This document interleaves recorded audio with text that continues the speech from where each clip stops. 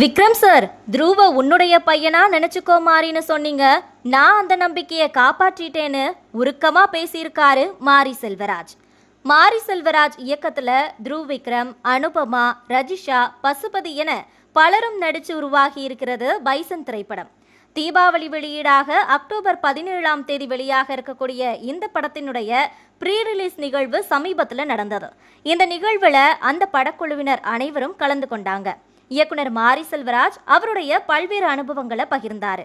அதிலும் குறிப்பா, விக்ரம் சார், உங்ககிட்ட சொல்ல வேண்டியது ஒன்று உள்ளது என்றும், படத்தின் முதல் நாள் படப்பிடிப்புல நீங்க துருவ உன்னுடைய பையனா நினைச்சுக்கோ மாறி, உன்னை நம்பி விட்டுட்டு போறேன் என்று சொன்னீங்க.